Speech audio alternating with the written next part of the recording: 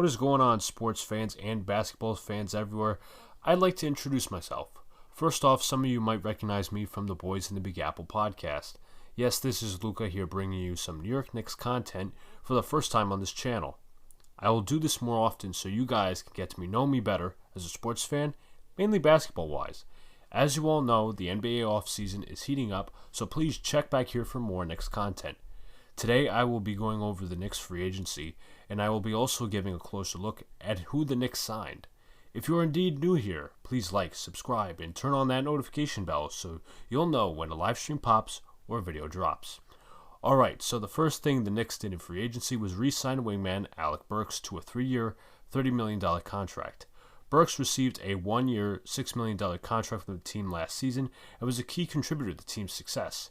He averaged 12.7 points per game with 4.6 rebounds and 2.2 assists on 42% shooting from the field. His main role was coming off the bench as a scorer. I feel as though Burks put the ball in the bucket when the team needed it most. Burks isn't just a wingman, as last season he did show some versatility, being able to bring the ball up and run the point. Burks was also a very capable defender and three-point shooter, as he shot 41.5% from downtown this past season. He's not a stationary shooter, as he can create his own shot and drive to the rim. I like this acquisition as the Knicks brought back much needed scoring off the bench. The next thing the New York Knicks did was re-sign backup center Nerlens Noel to a 3-year, $32 million contract. Last season, the Knicks also signed Noel to a 1-year, $5 million contract to back up Mitchell Robinson. Essentially, he is getting double of last year's annual salary. I consider this a bit of an overpay considering Noel is not a starting center and is a bit of a journeyman. But this isn't something to get bent out of shape over. Last season for the Knicks, Noel averaged 5.1 points with 6.1 rebounds, while also averaging 1.1 steals and 2.2 blocks per game. Noel did a great job filling in for an injured Mitchell Robinson, as fans even nicknamed him the Nerlens Wall. Noel is a great rim protector but does struggle to rebound the basketball quite a bit, as that was shown in last year's first-round matchup versus Clint Capella and the Atlanta Hawks. Noel also sometimes struggles with alley-oops, as he has a tendency to not grip the ball well.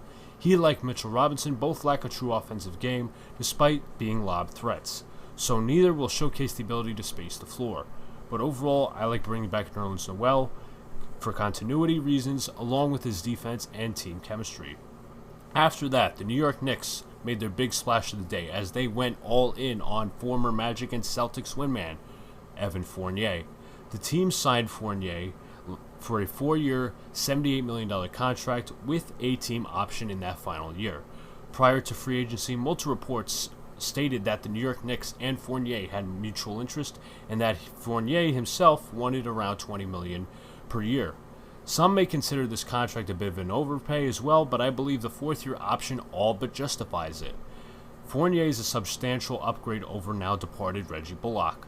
In the 2020-2021 regular season, Evan Fournier averaged 17.1 points per game with 3 rebounds and 3.4 assists per game, while shooting 45% from the field.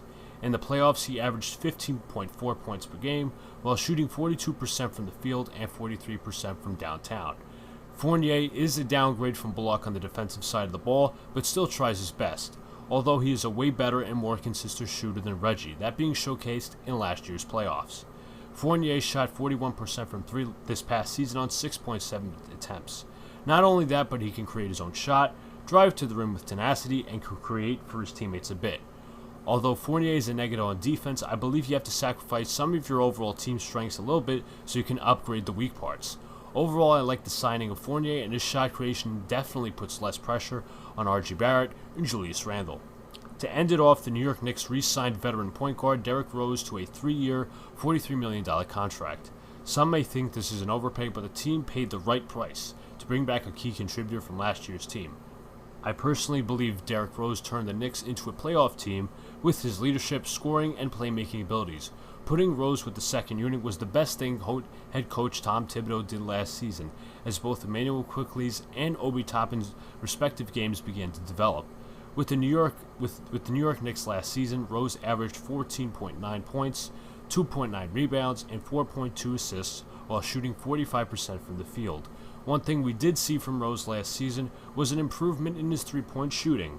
Rose with the Pistons and the New York Knicks shot a career-high 38% from three-point range. Unfortunately, D. Rose was the Knicks' go-to scorer in the playoffs due to a struggling Julius Randle and a struggling R.J. Barrett. Not saying it was a bad thing, but clearly something is wrong when a 32-year-old Derrick Rose is your leading scorer, playing 30-plus minutes a game. I personally don't believe Rose should be the starting point guard on this Knicks team. Not saying he's a minus or a complete negative, but he is no spring chicken and could really start to decline if he plays 30-plus minutes a game. I wouldn't mind seeing Rose platoon with someone like Miles McBride or Luca Vildoza to start games for the Knicks. Re-signing Rose was a much-needed task for this young Knicks squad. Ultimately, the Knicks will have to come up with a plan for their starting point guard position since they have no feasible starting point guard, whether the answer is in-house or must be acquired via trade. The Knicks are believed to be out of cap space and only hold a $5 million cap exception. I've mostly seen some positive reactions to this year's Knicks free agency, with a few mixed ones and negative ones. With this team's money capped out, does Coach Tibbs rely on the development of Emmanuel Quickley, Obi Toppin, and others rather than trading and signing more veterans?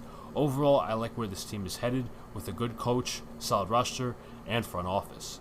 To end off this video, if you guys haven't already, don't forget to like, comment, and subscribe. Also turn on the notification bell so you'll be notified when a live stream pops or video drops.